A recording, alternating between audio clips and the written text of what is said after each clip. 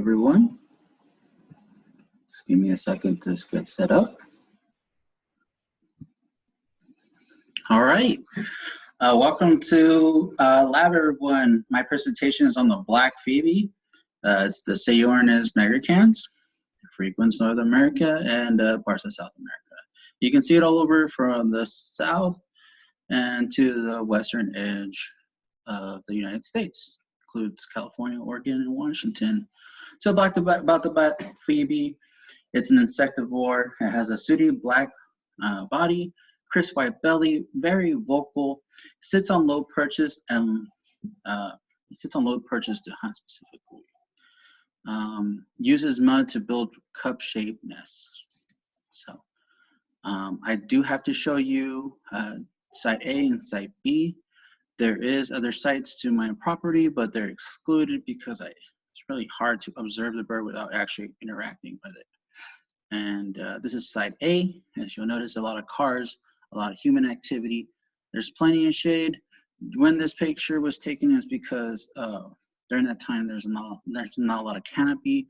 These are all crepe myrtles, and they don't start to produce leaves until about mid-March, April. So a lot more disturbances, a lot of activity, and there is a bird nest. I don't know if you can see my mouse, but the bird nest is at this crepe myrtle right here, and it's one of the older ones, so it's straight at the top, a lot taller. And site B is south side of my property, and has a covered deck, still open on the side, large grass area, plenty of plants, plenty of bugs, and those planter boxes where it also likes to hunt and swoop down at the blades of grass.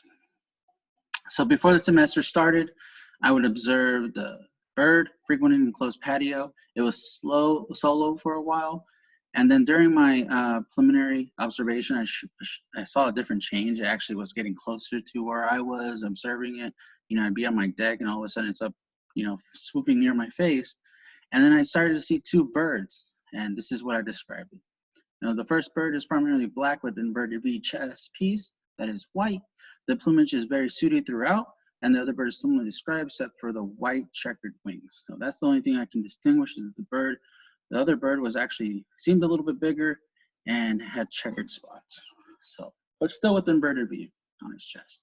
The change in behavior, it just started to forage in the planter boxes, and I thought it was looking for plant matter, but it was actually collecting twigs, mud, and bits from the lawn, and it started to create a nest, which is pretty awesome, also pretty messy.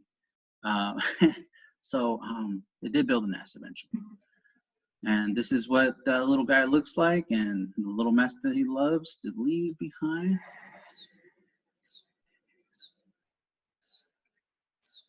Like music to my ears.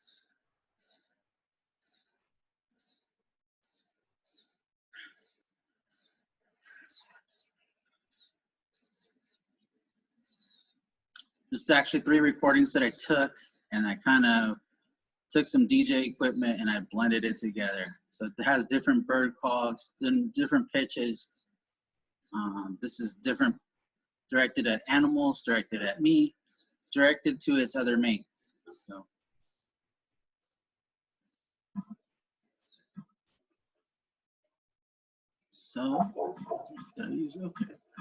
we'll just go run to the hypothesis. With great attempts to avoid interaction or habitation disturbance, I will observe the Black Phoebe's tail wagging during the stalking of prey and its tail wagging during the predation. And I predict that the Black Phoebe will exhibit more tail wagging during the stalking of prey versus the actual hunt. So I did have to count tail wags or tail pumping, and there's several literature in line of this observation. So I had to count the tail wags during the perch and define what really was predation and what was stalking. So I defined it as predation as the act of hunting. This guy's looking down his sights and he's gonna go after a bug and catch it, and that's the hunt. Stalking, he's always looking for food. He's always looking for an advantageous. So you'll notice it that, well, I noticed that when it was actually hunting, it had stopped wagging its tail and it was focused on the hunt. When it was stalking, it was also communicating, being very vocal and doing the tail pumps. So it was there was some delineation involved there. So the reality is that Black Phoebe is constantly looking for food for survival. I don't think it's going to grow any bigger than it already had. It seemed like both of them were full adults, between 15 to 18 grams. And so I figured it was constantly stocking, and it was pretty distinct. So here's what the sites look like. This is site B. This is a low perch that it would hunt and swoop down at the grass. Site B as well. It would leave some fecal matter, but it would be washed away. And this is also site A. This is the brick and stucco wall, and then swoop down the leaves or the blades of grass. Site A from a crepe myrtle angle. And then I started looking at the perching sites where it was more tail pumping and wagging its tail and looking around and doing audible calls and very vocal. Here's one of the sites. As you'll notice, definitely a good amount of fecal matter and more fecal matter on this fence. And you'll start to see that that's really a telltale sign. Here's its perching site, and here's some more fecal matter. So a cute little guy. He grows to love this bird, very vocal, very active, and likes to leave a trail where you like to sit. The methods is that I started counting tail wags, and it wasn't perfect because the guys were always moving around. So I would get a count for a minute. If I was lucky, sometimes just 15 seconds. And I would times that 15-second rate, times 1, times 2 for a 30-second rate, times 3 for a 45-second rate, times 4 for a 1-minute rate. And, I would compare those results with a 3-minute rate. See if they went online. If I still came up with the same math, then I would use that information. Also, I use the control where I would use sound bites of cats, dogs, Cooper hawks, and other local birds of stalking. Even itself, I would use its own bird calls against itself, see if it recognized it, and see if it would exhibit any behavior. And that way I can use it and compare it to test the rates that I collected already. So here's some samples that I collected. This is the Black Phoebe.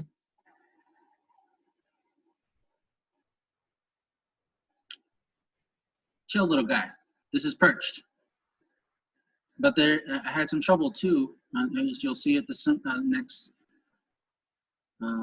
There's probably no disturbances at this time. I'm actually sitting out there and it wasn't bothering me. So no elevator response. And then we move on to this one where he's also pretty chill. There was a tail pump right there, tail pump right there. It's really hard to tell, but now it looks like he's focused on the hunt. So I had to really distinguish using the recordings when it was actually stalking or being, perching or stalking to when it was actually hunting. So right there, it looked like it was just perched. It saw some food. It took the opportunity, went for it, and then it went back. And then went back to tail pumping. So here it is. This is what I'm actually counting. Cute little guy, right? Look at him. I didn't give him a name because I don't want something to happen to him and I'll feel bad. But yeah, he come after all that fecal matter, kind of just rubs off, right? He can be washed away. All right, jokes aside, here's another sample. Chilling. See, there's a lot of bugs. Front yard. And I would take all these samples. I'd go back and I count the tail pumps. If it seemed like there was a half of a tail pump, I would count it as a half. If it was a quarter, I'd count it as a quarter. If it was just minute, I wouldn't count it at all. Like if it was just so small. But as long as it was observable, it was counted. Here's another one of the Black Phoebe. This one's a little bit more active. I believe he's all over the place, and I have to follow him with the camera. And yeah, so that's why I had different ways to measure or count. So 15 seconds an hour. I mean, who has time for that? And here we are, counting the tail wags. And he actually got a little critter there. Looked like he did. I don't know. Go back on it. So the results is that after using the control and testing the rates, and I started observing the stalking observational stance, was about 25. And with the dogs, it was about 25 with a little bit higher or less deviation. I think it was more comfortable with the dogs, but with the cats nearby, you can see that there was an elevated response, and it was 30 pumps per second. And then when the Cooper Hawks was played, and even when the Cooper Hawks weren't visible to me and I stopped using it as a control sound, I started seeing them, and it was about the same rate. So as long as I saw the Cooper Hawk as well, I would confirm that data and move on. It was, you know, these guys are flying pretty high. So I also noticed that the success count to catch an insect and its location preference, I saw that the average time to actually catch an insect was 3 to 4 seconds, but the predation rate was suppressed by the amount of tail wags over time. So at the end of all these results, I started to notice that if it was tail pumping, it wasn't hunting. So there was a clear, it was really distinct to see that that if it was pumping its tail, it wasn't doing its job of hunting. So I did take away the Cooper Hawks later on as a control because of the actual presence of the hawks. So my conclusion is that tail wagging during the stalking and the predation is that the Black Phoebe is working to use its tail to communicate and show alertness. I feel like it's directing it towards the predator at the cost of collecting food. And also it's using energy to actually work and move its tail. So there's a cost relationship to this as well. So it heightens its tail wagging at the highest at predators. So I just noticed that as well. It was really surprising. Conclusion is tail wagging is a way to show cost analysis to the predator, like saying, hey, look at me, it would be really hard to catch me, and very active. And I feel that it did kind of support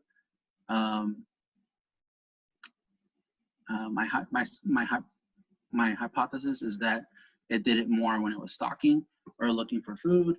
And for me, it answered, or it showed different results as well, as that it does it directed at the predator, and it, you know, it was really interesting. So I'll take any questions right now. Thank you.